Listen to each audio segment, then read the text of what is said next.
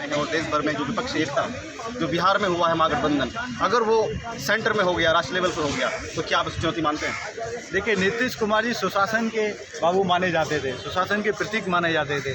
आज एक किडनैपर को वो कानून मंत्री बनाते, अब ये उनकी हालत हो गई। अब वो चोरों के सरगना माने जाएंगे, अब वो चोरों के ठेकेदार माने जाएंगे। तो इस तरीके से जो उनकी जो पर्सनल छवि है, जब वो एक आखिरी पड़ाव पे हैं जीवन के, उस समय इस तरीके से अपने आप को वो गिरा रहे हैं, इससे उनके जो प्रशंसक हैं दुखी हैं, उनके जो सपोर्टर, जो रियल सपोर्टर हैं, वर्षों से उनको सपोर्ट करते आए, वो दुखी हैं, क्योंकि वो उनको सुशासन बाबू की तरह ही कंटिन्यू देखना चाहते थे। आज उनको कहना पड़ रहा है कि मेरे को पता नहीं साहब कि जो मंत्री है वो किडनैपर भी है, उस पर केस भी है, और वो भी कौन, कानून मंत्री। वैसे ही जिन लोगों को वो घोटालेबाज कहते थे, लालू जी का परिवार, उन्हीं के साथ मिलकर उनको बैठना पड़ रहा है, सरकार चलानी पड़ रही है। आज वो बहुत कमज़ोर नज़र आ रहे हैं, आज बहुत ज़्यादा वो दबे हुए हैं और मजबूर हैं, और मजबूर और दबा हुआ व्यक्ति कभी भी देश को नेतृत्व नहीं दे सकता, समाज को नेतृत्व नहीं दे सकता। ये साल 2 साल के लिए हैं अभी सीएम, नाम के सीएम है, सरकार और सत्ता नाम अभी अभी जो तरीके से बने, आप नाम का कैसे बोल सकते हैं? नहीं, नाम के इसलिए हैं कि जो रियल अभी आप देखेंगे एनालिटिकल्स आ रहे हैं कि जो डिपार्टमेंट हैं, जो मिनिस्ट्रीज हैं, वो सब की सब लालू परिवार के पास हैं, दोनों बेटों के पास हैं, और वही सत्ता चलाएंगे जी। तो राज्य की सबसे बड़ी पार्टी भी तो है। दूसरी बात ये मैं कहना चाहता हूँ कि सारे जो दागी हैं आपको विपक्षी पार्टी में नज़र आते हैं, इसका मतलब ये है कि बीजेपी में कोई भी दागी नहीं है, कोई भी अक्यूज़ नहीं है।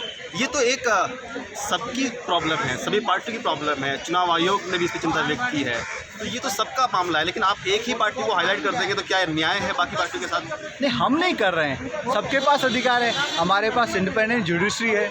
अगर किसी को लगता है कि भारतीय जनता पार्टी का कोई भी नेता गलत है, मैं गलत हूँ, आप सबके पास अधिकार है। आप मेरे अगेंस्ट जो एविडेंस है वो थाने में आप दायर करिए, FIR दायर करिए, आप कोर्ट में जाइए। क्यों नहीं जाते? क्योंकि है नहीं, हमारे यहाँ पे एक इंटरनल सिस्टम भी है जो वॉच डॉग की तरह काम करता है। अगर कोई गलत व्यक्ति होता है उसको पनिश किया जाता है, उसको प्रमोट नहीं किया जाता, उसको सह नहीं दी जाती। अगर आप सत्ताधारी पार्टी अपने गलत व्यक्ति को सह नहीं देगी, लिप नहीं करेगी, तो वो गलत काम नहीं कर पाएगा। विपक्ष में क्या खुली लूट है, जब सरगनाई जो मतलब इंचार्ज हैं वही खुली लूट करते हैं तो दूसरे लोग भी लूट करेंगे ही। जब लालू प्रसाद यादव जी ने खुद चारा घोटाला किया, बड़े बड़े घोटाले किए, तो वो अपने बच्चों को कैसे रोक सकते हैं? और उन बच्चों को ना वो एजुकेटेड हैं, ना ही उनके पास कोई एक्सपीरियंस है, ना ही उन्होंने कोई सेवा कार्य किया है, सिर्फ लालू जी के बेटे हैं इसीलिए वो सत्ता में आ गए। वो क्या करेंगे? उन्होंने दुख और दर्द देखा नहीं। उन्होंने गाँव का अनुराग ठाकुर जी जो हैं, जो वित्त राज्य मंत्री हैं, वो किस आधार पे आए? क्या उनके पिताजी मुख्यमंत्री नहीं थे हिमाचल के? और पंकज सिंह, क्या उनके पिताजी देश के रक्षा मंत्री नहीं है? आप सही कह रहे हैं, कंपेयर कर लीजिए। आप अनुराग जी की एजुकेशन और आदरणीय लालू जी के बेटों की एजुकेशन आप कंपेयर करिए। उनका राजनीति में स्ट्रगल, अनुराग जी पहले संगठन में थे, वो युवा मोर्चा के अध्यक्ष बने, लगातार उन्होंने संगठन की सेवा करी, फिर उनको मौका मिला। मैं ये नहीं कहता कि भाई कि भारतीय जनता पार्टी में नेताओं के बच्चे नहीं हैं, लेकिन उनको ये परमानेंटली उनको पोस्ट दे दी गई हो कि नहीं, आपका जो पोस्ट है वो फिक्स है, दूसरे लोगों को मौका नहीं मिल सकता है। हमारे संगठन में किसी की भी पोस्ट फिक्स नहीं है। अगर आप वर्तमान में पार्टी की रीति नीति के हिसाब से काम कर रहे हो तो ठीक है, नहीं कर रहे हैं तो हमारे यहाँ पे करोड़ों कार्यकर्ता हैं, दूसरों को मौका मिलेगा। लेकिन RJD में ये नहीं हो सकता कि वहाँ पे लालू जी के बेटों की जगह किसी और को उप मुख्यमंत्री बना दिया जाए या किसी को और मंत्री बना दिया जाए। ये परिवारवाद की जो राजनीति है ये देश के लिए खतरनाक है, ये बिहार के लिए खतरनाक है। बिहार जहाँ पे इंटेलेक्चुअल रहते हैं, जहाँ चाणक्य पैदा हुए, जहाँ पूरे विश्व को उन्होंने लीड किया, जहाँ पे जो उनका शिक्षा का जो रेवोल्यूशन था, जो डेप्थ अंडरस्टैंडिंग थी, आज भी IAS और IPS ऑफिसर ज़्यादातर बिहार से आते हैं।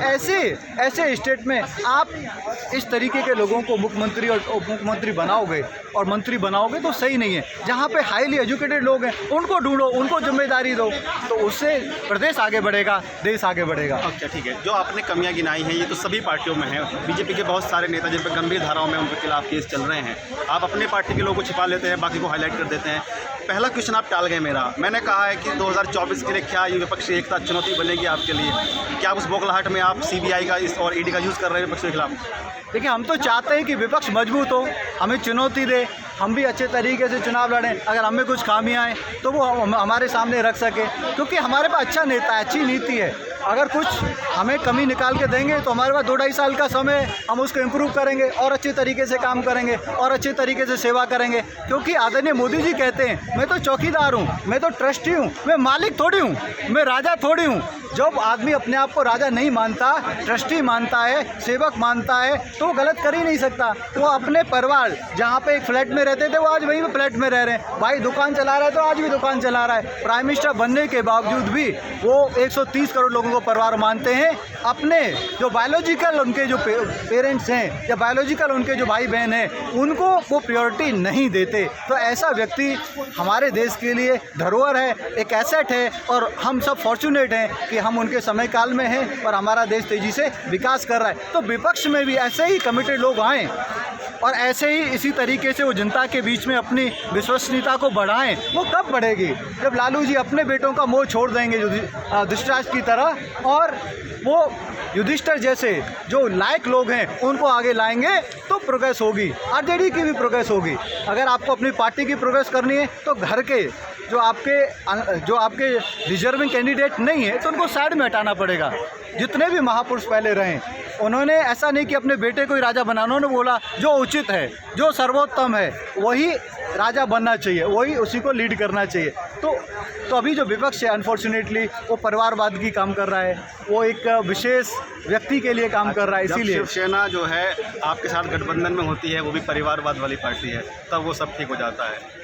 देखिए, शिवसेना हमारे साथ होती है तो हमारी पार्टी तो नहीं होती, हमारी सहयोग होगी। आपके मित्रों में अगर परिवारवादी आप नहीं चाहते कि परिवारवाद राजनीति में रहे, तो फिर आप इस तरह का कॉन्स्टिट्यूशन में अमेंडमेंट क्यों नहीं कर देते कि फिर एक बार पक्का परमानेंट इलाज हो जाए कि फिर कोई परिवारवाद से कोई राजनीति में ना आ पाए, एक परिवार से एक सदस्य आ पाए, इस तरह का कानून बनाना चाहते हैं। कॉन्स्टिट्यूशन में तो बहुत सारी चीज़ें हो सकते हैं। आज जनसंख्या एक गंभीर समस्या है, उस पर भी हो सकता है।